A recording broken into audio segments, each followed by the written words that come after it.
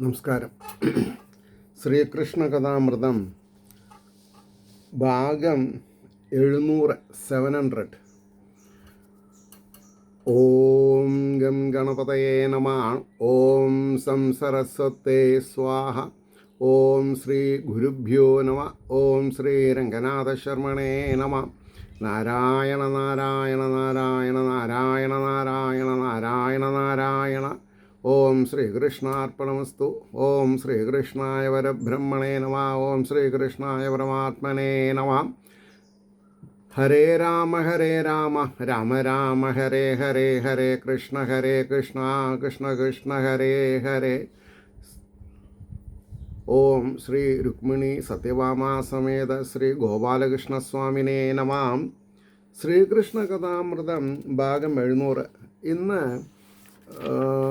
സർഗം 196 ഗ്രഹണസ്നാനം എന്ന് പറഞ്ഞിട്ടൊരു സർഗം. അതിൽ 16ാമത്തെ ശ്ലോകമാണ് പറഞ്ഞ് നിർത്തിയത്. 17 2 വരി. അപ്പോൾ 14 2 വരും 17 2 വരും കൂടി പറഞ്ഞാൽ നിങ്ങൾക്കൊരു ഐഡിയ കിട്ടും. ചൊല്ലിനാൻ വസുദേവൻ നീ ആമട്ട ഓതായ്കൊരിക്കലും ദൈവത്തിൻ്റെ കളിപ്പാവയല്ലയോ മന്നിൽ ഏവരും. ഞാനും നിങ്ങളും എല്ലാവരും ഭഗവാന്റെ കയ്യിൽ ഒരു കളിപ്പാവയാണ്. അവരവർ ചെയ്തിട്ടുള്ള കർമ്മഫലങ്ങളാണ് അദ്ദേഹത്തിൻ്റെ കയ്യിൽ. അത് വെച്ചിട്ട് അദ്ദേഹം നമ്മളെ നൃത്തം ചെയ്യിക്കണു, ചുവട് വെപ്പിക്കണു. ഇത്ര മനസ്സിലാക്കിയാൽ ദുഃഖിക്കാനും സുഖിക്കാനും താല്പര്യം വരില്ല. ആനന്ദിക്കാൻ മാത്രമേ താല്പര്യം ഉണ്ടാവുള്ളൂ. അതിന് ഒരു എക്സ്റ്റേണൽ തിങ് ആവശ്യമില്ല. പുറമെ ഒരു വസ്തു വേണ്ട. സ്വന്തം ആത്മാവിൽ രമിക്കുക, സ്വയം രമിക്കുക. അതാണ് ദൈവീകതയുടെ പരമകാഷ്ഠ. തനിക്ക് താനും പുരയ്ക്ക് തൂണും എന്നൊക്കെ പറയും.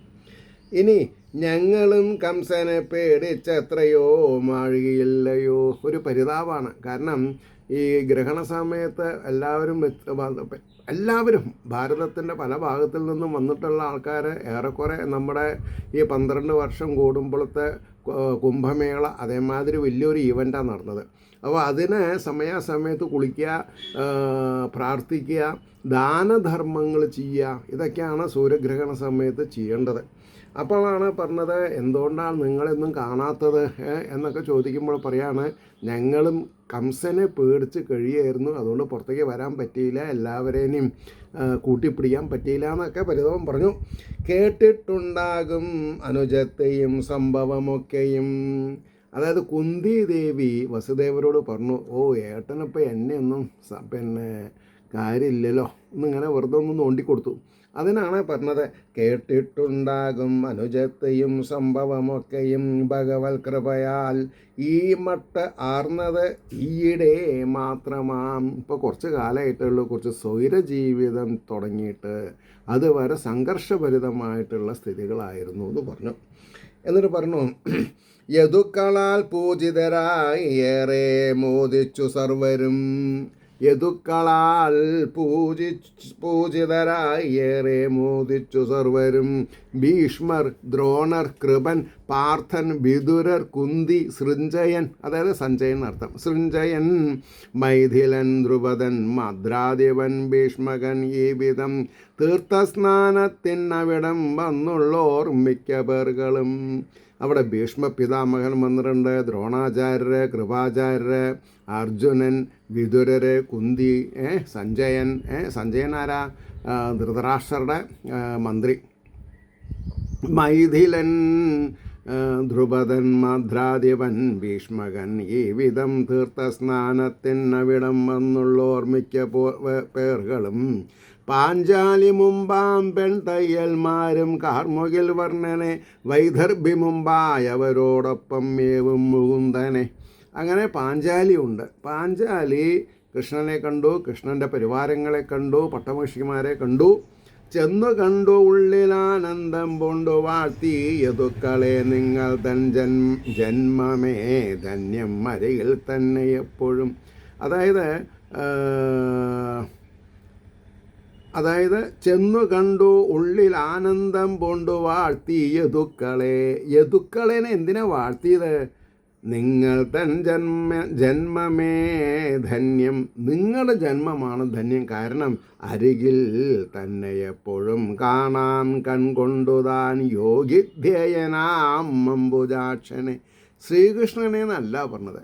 യോഗീശ്വരന്മാർ അവരുടെ ഹൃദയപത്മത്തിൽ വെച്ച് ആരാധിക്കുന്ന ആ യോഗനിധിനെ നിങ്ങൾക്ക് എപ്പോഴും സദാ കണ്ടുകൊണ്ടിരിക്കാമല്ലോ എന്നർത്ഥം. അപ്പോൾ നമ്മുടെ ഉള്ളിൽ, ശരീരത്തിൻ്റെ ഉള്ളിൽ ബാലാഗ്രശതഭാഗസ്യ വിസ്തരസ്യ ഏകോ ജീവ എന്ന പ്രമാണത്തോടുകൂടി ബ്രഹ്മചൈതന്യം ശ്രീകൃഷ്ണനായും അല്ലെങ്കിൽ ശ്രീരാമനായിട്ടും മഹാവിഷ്ണുവായിട്ടും അല്ലെങ്കിൽ ആദി പരാശക്തിയായിട്ടും ഒക്കെ വിലസണത് അറിയാതെ കണ്ട് ജന്മം പാഴാക്കുന്നുണ്ടല്ലോ എന്നൊരു പരിതാപം. അതാണ് പറഞ്ഞത് പഞ്ചാലി.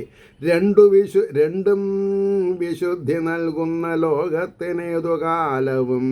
അപ്പോൾ പറഞ്ഞു, കാണാം കൺകൊണ്ടുതാൻ യോഗിധ്യേയനാം അംബുജാക്ഷനെ ആർത്തൻ പാദോദകം ഗംഗ.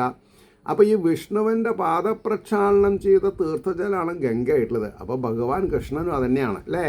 അപ്പോൾ ആർത്തൻ പാദോദകം ഗംഗ തിരുവായ് മൊഴിവേദവും. അപ്പോൾ ഭഗവാന്റെ നിശ്വാസങ്ങളും വാക്കുകളൊക്കെ എന്താ, വേദങ്ങളാണ്. രണ്ടും വിശുദ്ധി നൽകുന്ന ലോകത്തിനേതു കാലവും. അപ്പോൾ വേദങ്ങളും ഗംഗയും ലോകർക്ക് മുഴുവൻ ആരാണ് അവരെ ആശ്രയിക്കുന്നത് അവർക്കൊക്കെ എന്ത് ചെയ്യുന്നുണ്ട്, മോക്ഷത്തെ കൊടുക്കാൻ സാധിക്കുന്നതാണ്. പക്ഷേ നമ്മളത് ചെയ്യണില്ല, കേൾക്കണില്ല, ശ്രദ്ധിക്കണില്ല. അതിലും മീതയാം കാതും കുളിർപ്പിപ്പതും അല്ലയോ. കാതു കുളിർപ്പിക്കുക എന്ന് പറഞ്ഞാൽ എന്താ, മനസ്സ് നിറയ്ക്കുക നല്ല സദ്വിചാരങ്ങളെ കൊണ്ട്. കാലം കൊണ്ടിരുളും ഭൂമി വീണ്ടും വീണ്ടും ലസിപ്പതോ. കാലാകാലത്ത് ദുർജനങ്ങൾ കൂടിയാൽ ഭൂമിയിൽ ഇരുട്ട് അന്ധകാരം വ്യാപിക്കും. സജ്ജനങ്ങളുള്ളപ്പോൾ സെർച്ച് ആ അന്ധകാരം ഇല്ലാതെയുണ്ടാവും. ഇതേ തൃശ്ചരണാംബോജസ്പർശത്താൽ മാത്രമല്ലയോ. ഈ ഭഗവാൻ ശ്രീകൃഷ്ണൻ്റെ തൃപ്പാദപത്മത്തിലുള്ള സാധുജനങ്ങളുടെ നമസ്കാരമല്ലേ ശാന്തിയും സംയമന മനോഭാവമൊക്കെ നമ്മൾക്ക് ഉണ്ടാവണത്. ഇതേ തൃച്ചരണാംബോജസ്പർശത്താൽ മാത്രമല്ലയോ ഈ വണ്ണം പലരും കൃഷ്ണവാർത്ത കൊണ്ടുല്ലസിക്കയാം. കാണുന്നവർക്ക് ശ്രീകൃഷ്ണ പരമാത്മാവിനെ പറ്റിയിട്ട് സംസാരിക്കാറുള്ളൂ. ആരൊക്കെ അവിടെ വന്നിട്ടുണ്ടോ അവരൊക്കെ വന്ന് ഭഗവാനെ നമസ്കരിക്കുന്നുണ്ട്.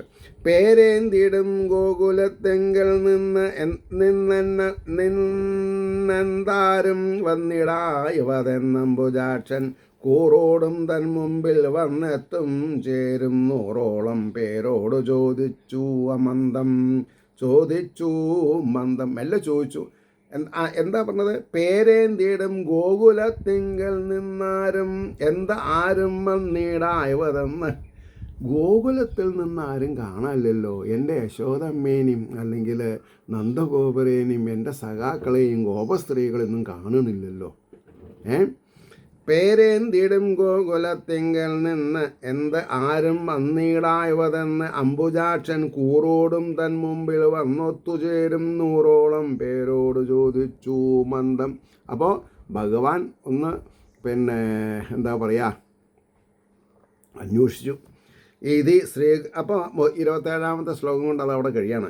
ഇത് ശ്രീകൃഷ്ണ കഥാമൃതേ കലികൽമഷനാശനെ ലീലാകാണ്ഡേ ഷണ്ണവത്യാധികശതമസർഗ സർവത്ര ഗോവിന്ദനാമ സങ്കീർത്തനം ഗോവിന്ദ ഗോവിന്ദ. അത് കഴിഞ്ഞിട്ട് 197ാം സർഗം എന്താ പറയണത്? അതായത് നന്ദഗോപാദികളുടെയും ഭഗവാന്റെയും മറ്റും കൂടിക്കാഴ്ച. വന്നിട്ടുണ്ട്, അവർ കുറച്ച് ദൂരത്തുണ്ട്. അപ്പോൾ ഭഗവാൻ പോയി കാണുകയാണ്. അപ്പോൾ നന്ദഗോപാദികളുടെയും ഭഗവാന്റെയും മറ്റും കൂടിക്കാഴ്ച എത്രയോ വർഷത്തിന് ശേഷമാണ്. 197ാം സർഗം. തീർത്ഥയാത്രയ്ക്കൊരുങ്ങിക്കൊണ്ടോതിനാൻ ഗോകുലാധിപൻ യശോദ മുമ്പായവരോടുള്ളിൽ ഉത്സാഹവായ്പൊടും. അപ്പോൾ വേറൊരു ഭാഗത്ത് കഥ എന്താ നടക്കുന്നത്? നന്ദഗോപുര് പറയാണ്, എന്തുതന്നെയായാലും ശരി നമുക്ക് ആ സൂര്യഗ്രഹണത്തിന് അവിടെ പോകണം. കാരണം ഭാരതത്തിൻ്റെ പല ഭാഗത്തിൽ നിന്നും പല കേമന്മാരും വരും. മാത്രമല്ല നമ്മുടെ മകൻ ശ്രീകൃഷ്ണൻ, ബലരാമൻ, ദേവകീ ദേവീനെയും കാണാം. പിന്നെ ഇവിടെ രോഹിണി ദേവി ഇവിടെ ഉണ്ടായിരുന്നല്ലോ കുറേ കാലം. അപ്പോൾ നമുക്ക് പോകണം, എല്ലാവരും ഉത്സാഹിച്ച് പുറപ്പെടും എന്ന് പറയണം.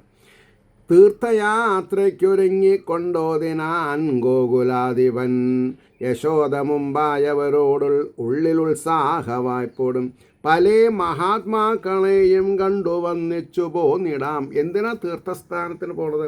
പൂരങ്ങൾ എന്തിനാ? പൂരങ്ങളും വേല എന്തിനിച്ചിട്ടാ?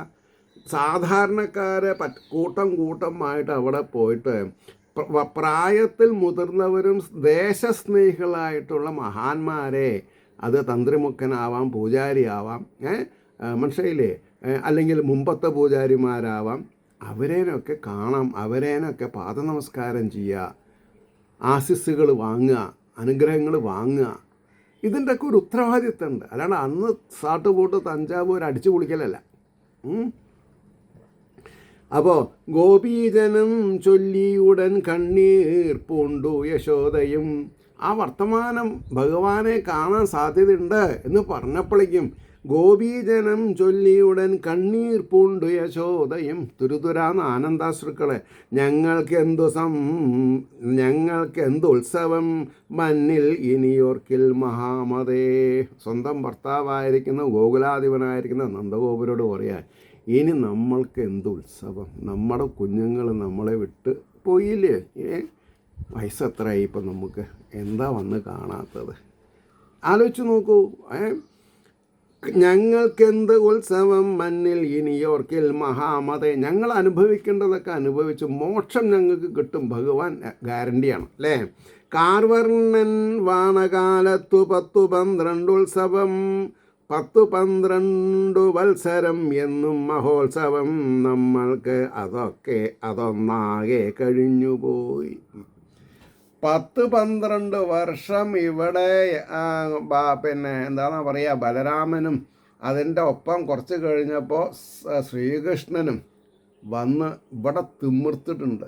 ദിവസം ഉത്സവമായിരുന്നു എന്നാണ് പറഞ്ഞത്. ഇനി ഇതിനേക്കാൾ മേലെ എന്ത് ഉത്സവം? ആലോചിച്ച് നോക്കൂ.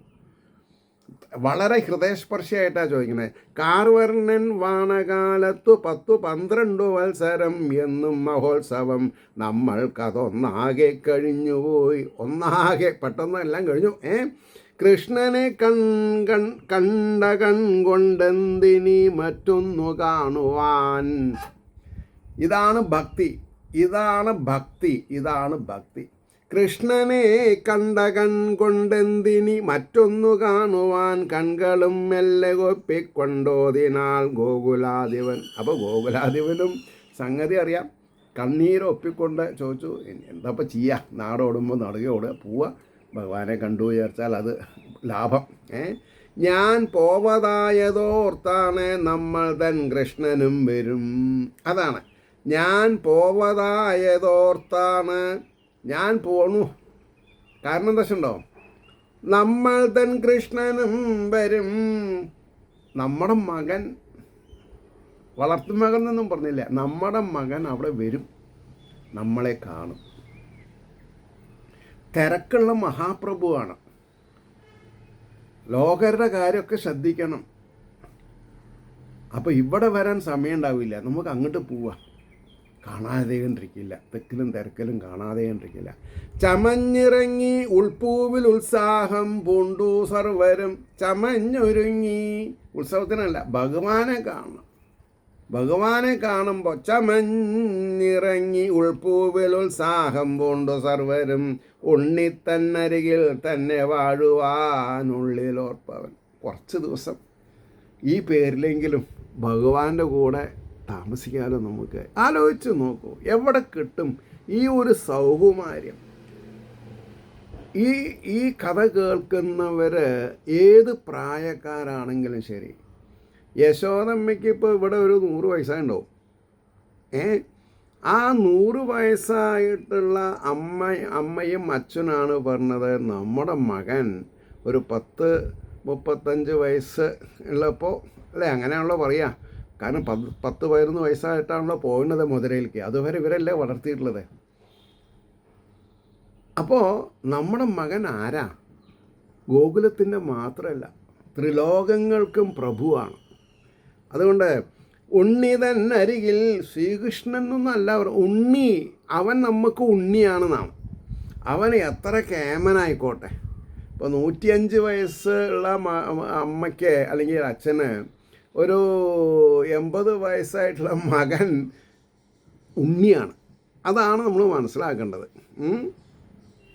അപ്പോൾ നറും തൂവെണ്ണ നാരങ്ങ പഴക്കുലയും മാവിധം മുന്തിരിങ്ങയും മറ്റും നളികാശന്നു നൽകുവാൻ. വെറുതെ പോരുത്. നമ്മുടെ ഉണ്ണിക്കായിട്ട് കൊടുക്കാൻ വേണ്ടിയിട്ട് നറും തൂവെണ്ണ, നാരങ്ങ, മധുര നാരങ്ങ എന്ന് പറയാം നമുക്ക്, അല്ലാണ്ട് ലൈം ജ്യൂസല്ല. നാരങ്ങ പഴക്കുലയും ആവിധം മുന്തിരിങ്ങയും മറ്റും നളികാക്ഷന് താമരതള നയനന് നൽകുവാൻ അമ്പാർന്നു വണ്ടിയിൽ കയറ്റിയാണ് ഞാർ ഗോകുലാധിപൻ വസുദേവൻ നന്ദനെ കണ്ടത്രയും പ്രീതിപൂർവകം. കണ്ട മാത്രമല്ല കെട്ടിപ്പിടിക്കലായി. അതായത് എത്രയോ വലിയ ജനസംഖ്യ വരുന്ന സ്ഥലമാണെങ്കിലും ഒരേ മൈൻഡ് ഉള്ളവർ കണ്ടുമുട്ടാതെ കണ്ടിരിക്കില്ല. അല്ലെങ്കിൽ വലിയൊരു തിരക്കിൽ നമ്മൾ തന്നെ സതീർത്ഥന്മാരെ പൂരത്തിനൊക്കെ പോയാൽ കാണും. ചിലവർ ചോദിക്കും, താൻ ഇന്ന ആളെന്നെ അല്ലേ, എന്നെ മനസ്സിലായോ എന്നൊക്കെ നമ്മൾ ചോദിക്കും.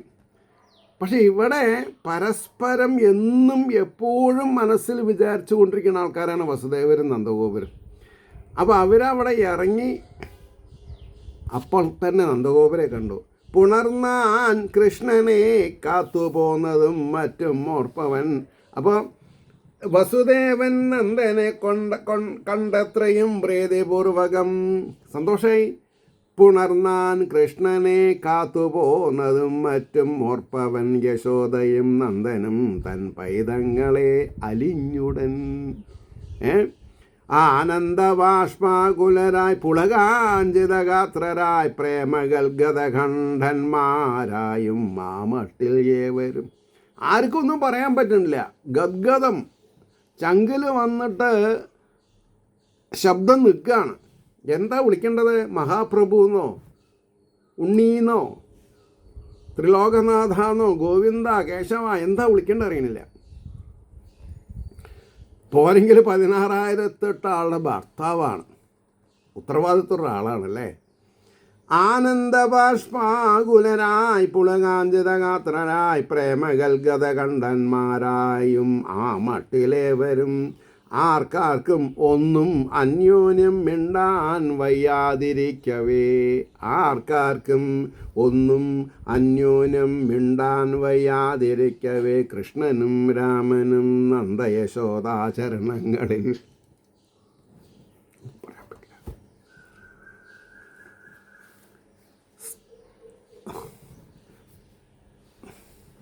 ഉണ്ണി മതി കളിച്ചത് അച്ഛൻ്റെ ഒപ്പം ഊണ് കഴിക്കാൻ വരൂ. ഉണ്ണി ഏട്ടൻ ഇതായിരിക്കണു, ഊണ് കഴിക്കാൻ വരൂ എന്ന് വായ തോരാതെ കണ്ട് പറഞ്ഞിട്ടുള്ള യശോദയുടെയും നന്ദഗോപരുടെയും പാതാരവിന്ദത്തിൽ കൃഷ്ണനും രാമനും തുരുതരം നമസ്കരിച്ചു. അവർ ദേവന്മാരാവാം, ഈശ്വരന്മാരാവാം, പക്ഷേ സ്ഥലം മുഖം ന്യായം. നമ്മളിപ്പോൾ അമേരിക്കയിലോ കാനഡയിലോ എത്ര സമ്പാദിക്കുന്ന ആൾക്കാരാണെങ്കിലും ശരി, സ്വന്തം അച്ഛനും അമ്മയും ആലിംഗനം ചെയ്യുക, തൊട്ട് തലോടുക, സുഖല്ലേ ചോദിക്കുക, അല്ലേ? ഇപ്പം ഞങ്ങൾ രണ്ടാളും പുറത്താണ്, പക്ഷെ രണ്ടാളും ഗ്രൂപ്പ് വീഡിയോ കോൾ ചെയ്യും. അത് കാരണം ഞങ്ങൾക്ക് അവർ പുറത്താണ് എന്നുള്ളത് അറിയാം, എന്നാലും അടുപ്പുണ്ട്. ഇതൊന്നും അന്നത്തെ കാലത്തില്ലല്ലോ, മനസ്സിലല്ലേ കാണാൻ പറ്റുള്ളൂ. അതുകൊണ്ടാണ് ഇവിടെ. അപ്പോൾ കൃഷ്ണനും രാമനും നന്ദ യശോദാചരണങ്ങളിൽ അഭിവാദ്യം ചെയ്തു നമസ്കരിക്കെ ഇരുപേരെയും എടുത്തു മടിയിൽ കയറ്റിയിരുത്തു യദുവര്യരെ. രണ്ടാളും ആലോചിച്ച് നോക്കൂ, ആരേനെ മടിയിൽ കയറ്റിയിരിക്കുന്നത്? ത്രിലോകീനാഥ, ഈ പ്രപഞ്ചത്തിൻ്റെ മായാധിപൻ, അവരേനെയാണ് മടിയിൽ കയറ്റിയിരിക്കുന്നത്. ആ മട്ടിലത്രയും പോറ്റി വളർത്തിയ കുമാരരെ, ആ മട്ടിൽ അത്രയും പോറ്റി വളർത്തിയ കുമാരരെ, തൃക്കൺ തുടച്ചും കൊണ്ട് അംബോജാക്ഷൻ ചോദിച്ചു മെല്ലവേ. മടിയിലിരിക്കുന്ന രാമകൃഷ്ണന്മാരെ നന്ദഗോപരുടെയും യശോദയുടെയും കണ്ണിൽ നിന്ന് തുതുര വരുന്ന ആനന്ദബാഷ്പങ്ങളെ അവരവരുടെ തൃക്കരങ്ങളെ കൊണ്ട് തുടച്ചു മാറ്റി ചോദിക്കണു, അമ്മേ അച്ഛ സുഖല്ലേ? തൃക്കൺ തുടച്ചുകൊണ്ട് അംബോജാക്ഷൻ ചോദിച്ചു മെല്ലവേ, ഗോകുലത്തിങ്കൽ ഏവർക്കും അങ്ങയ്ക്കും സുഖമല്ലയോ? അതായത് ഇൻഡയറക്റ്റായിട്ട് ഗോപസ്ത്രീകൾക്കും ഗോപന്മാർക്കും എൻ്റെ അല്ലേ, അങ്ങനെയുള്ളൂ. ഗോകുലത്തിങ്കൽ ഏവർക്കും പശുപക്ഷികൾക്ക് എല്ലാവർക്കും എങ്ങെങ്ങും സുഖമല്ലയോ? പൈക്കൾക്കു പുല്ലു ധാരാളം മേയുവാനിടമില്ലയോ? ആ കെയറിങ് ആറ്റിറ്റ്യൂഡ് എൻ്റെ പശുക്കൾക്ക്, ഞാൻ പേരെടുത്ത് വിളിച്ച് വളർത്തിയിട്ടുള്ള പശുക്കൾക്ക്, അതിപ്പോൾ എത്രാമത്തെ ജനറേഷനാണെന്ന് പറയില്ല, കാരണം പശുവിനും നമ്മൾ മനുഷ്യന്മാർക്കും ആയുസ്സിൽ വ്യത്യാസമുണ്ട്. ഞാൻ മനസ്സിലാക്കിയത് അവർക്ക് 20-ലും ഇതില്ല പശുക്കൾക്ക്, മനസ്സിലായില്ലേ? ഞങ്ങൾക്ക് ഏതേലും സൗഖ്യം അല്ല. അപ്പോൾ യശോദ അപ്പോൾ പറഞ്ഞു, പുല്ലും ധാരാളം മേയുവാനിടമില്ലയോ? പണ്ടത്തെ മട്ടുതാനെങ്ങും വെണ്ണയും പാലുമില്ലയോ? അപ്പോൾ മൂപ്പര് ചോദിക്കുകയാണ്, പണ്ടത്തെ പോലെ പാലും വെണ്ണയും തൈരൊക്കെ സുഖമായിട്ടുണ്ടാവണില്ലേ? ഇപ്പോൾ പിന്നെ ആർക്കും കപ്പം കൊടുക്കൊന്നും വേണ്ട, ഒക്കെ സ്വയം ആസ്വദിച്ചാൽ മതി. പണ്ടത്തെ മട്ടുതാനെങ്ങും വെണ്ണയും പാലുമില്ലയോ? അമ്മയ്ക്കെന്ത് ഇത്രയും ദേഹം മെലിഞ്ഞതിനു കാരണം? അമ്മ എന്താ ഇങ്ങനെ ശരീരം? അപ്പോൾ ആലോചിച്ച് നോക്കൂ, ആ യശോദമ്മയുടെ മാനസികാവസ്ഥ എന്തായിരിക്കും? അമ്മയ്ക്ക് എന്താ ഇത്രയും ദേഹം മെലിഞ്ഞതിനു കാരണം? യശോദ കണ്ണുനീരൊപ്പി മിണ്ടാനാവാതിരിക്കവേ ഒരു മട്ടോതിനാൻ നന്ദൻ ഗൽഗതം പൂണ്ടുമല്ലവേ. യശോദമ്മയ്ക്ക് ഒന്നും പറയാൻ വയ്യ, എന്നാൽ മറുപടി ഞാൻ പറയാം എന്ന് പറഞ്ഞിട്ട് അദ്ദേഹം ക്ഷമിക്കണു. ആരെ? നന്ദഗോപര്. ശബ്ദം വരുന്നില്ല, ഇടറാണ്. എന്നിട്ട് എന്തൊക്കെയോ പറഞ്ഞു, ശബ്ദിച്ചു. അതെന്താ? ഞങ്ങൾക്ക് ഏതേതിലും സൗഖ്യം തന്നെയാണ് അംബുജേക്ഷണ. എങ്ങനെ ആലോചിച്ചാലും ഞങ്ങൾക്ക് ആനന്ദമാണ്. കാരണം നിങ്ങളുമായിട്ടൊരു 10-11 വർഷം, ബലരാമനെയും കൂട്ടി 10-12 വർഷം ഞങ്ങൾ ജീവിച്ചതും 365 × 12 ദിവസങ്ങളും ഞങ്ങൾക്ക് ഉത്സവമായിരുന്നല്ലോ മോനെ. അത് വെച്ചിട്ട് ഈ കൊല്ലത്തിലുള്ള ഈ ഉത്സവത്തിന് ഇവിടെ വന്നവരുടെ സന്തോഷം കാണുമ്പോൾ ഞങ്ങൾ അനുഭവിച്ചിട്ടുള്ള ആനന്ദത്തിൻ്റെ 16-ലൊന്നും വരില്ല, അല്ലെങ്കിൽ 1000-ലൊന്നും വരില്ല. അപ്പോൾ ആരാ മേലെ? ഇതാണ് നമ്മൾ മനസ്സിലാക്കേണ്ടത്. ഞങ്ങൾക്കേതേതിലും സൗഖ്യം തന്നെയാണ് അംബുജേക്ഷണ. നിന്നെ കാണുകയാലുള്ള സങ്കടം, നിന്നെ കാണായികയാലുള്ള സങ്കടം മാത്രം മാത്രം ഓമനെ. എന്താ വിളിച്ചത്? ഓമനെ. ഇത് നമ്മൾക്കിങ്ങനെ വായിച്ചിട്ട് ആനന്ദിക്കാനുള്ള സന്ദർഭം ഭഗവാൻ തന്നിട്ടില്ലേ? എല്ലാവർക്കും ഉണ്ടോ? ധനാധിപന്മാർക്കുണ്ടോ? ഇല്ല. നമ്മുടെ ധനം എന്താ? ഭാഗവതം. അതിന് കോമ്പൻസേറ്റ് ചെയ്യാൻ വേറെ ഒരാളുടെ ഒന്നുമില്ല. പക്ഷേ ഞങ്ങൾക്ക് ഏതേതിലും സൗഖ്യം തന്നെയാണ് അംബുജേക്ഷണ. നിന്നെ കാണാകയാലുള്ള സങ്കടം മാത്രം ഓമനേ. സൂര്യഗ്രഹണം ഈ വണ്ണം ഉളവായതു ഭാഗ്യമായി. ഇങ്ങനെ വലിയ ഒരു സൂര്യഗ്രഹണം വന്നത് നന്നായി. കാരണം എന്താ? ഞങ്ങളും വന്നു, നിങ്ങളും വന്നു, നമ്മളും നിങ്ങളും കണ്ടുമുട്ടി. നിങ്ങളെ എടുത്ത് മടിയിൽ വയ്ക്കാൻ സാധിച്ചില്ലേ? ആലോചിച്ചു നോക്കൂ. സ്നാനത്തിനല്ല വന്നുള്ളതിവിടം ഞങ്ങളെ വരും. തെറ്റിദ്ധരിക്കണ്ട കൃഷ്ണ, ഓമനെ, ഉണ്ണി. സൂര്യഗ്രഹണം ഞങ്ങൾക്ക് ബാധകമല്ല മോനെ. മന്ദസ്മിതാദ്രസുഭഗം മന്ദസ്മിതാദ്രസുഭകം നിന്റെ ഈ മുഖപങ്കജം കുളിർക്കേ ഒന്നു കണ്ടിടാൻ ആഗ്രഹം കൊണ്ടു മാത്രമാം. ഞങ്ങൾ ഈ വയസ്സായ കാലത്ത് ഇവിടെ വന്നത് നിന്നെ കൺകുളിർക്കെ ഒന്ന് കാണാൻ വേണ്ടിയിട്ടാണെന്ന്. ഇപ്പോൾ കുചേലഗതി നമ്മൾ വായിച്ചു. ഇവിടെ യശോദമ്മയുടെ ഗതി ഒന്ന് ആലോചിച്ച് നോക്കൂ. സ്വന്തം മകനായിട്ട് 10-11 വർഷം നോക്കി പോറ്റി വളർത്തിയിട്ടുള്ള മകനെ എത്രയോ വർഷം കഴിഞ്ഞിട്ട് അങ്ങോട്ട് പോയി കാണേണ്ട ഒരു സാഹചര്യം വരികയാണ്. ഭഗവാൻ നിരാകാരനാണെങ്കിലും ഭഗവാൻ എന്താ പറയുക, ഭഗവാന് വിചാരങ്ങളേ ഉള്ളൂ, വികാരമില്ല, നിർവികാരനാണ്. പക്ഷേ അച്ഛൻ അമ്മ എന്ന് പറഞ്ഞാൽ വികാരം വരാത്ത ആൾക്കാരുണ്ടോ? ഇല്ല അല്ലേ? മന്ദസ്മിത ആദ്രസുഭകം നിന്റെ ഈ മുഖപങ്കജം കുളിർക്കെ ഒന്നു കണ്ടിടാൻ ആഗ്രഹം കൊണ്ടു മാത്രമാം. മറന്നോ ഗോകുലത്തിങ്കൽ എത്രയും പ്രീതിപൂർവകം. ആരും ഭയന്നിട്ടല്ല, എല്ലാവരും പരസ്പരം പ്രീതിപൂർവകമായിട്ട് ജീവിച്ചിട്ടുള്ളത്. മറന്നോ ഗോകുലത്തിങ്കൽ എത്രയും പ്രീതിപൂർവകം വെണ്ണയും മറ്റും ഉണ്ട് ഏറെ വിളയാടിയതൊക്കെയും. എവിടെ നോക്കിയാലും കൃഷ്ണൻ കൃഷ്ണൻ കൃഷ്ണൻ കൃഷ്ണൻ കൃഷ്ണൻ അത് ചെയ്തു, കൃഷ്ണൻ ഇത് ചെയ്തു. കൃഷ്ണൻ ഒന്നും ചെയ്തിട്ടില്ലാതെ ഞങ്ങളും അല്ലേ?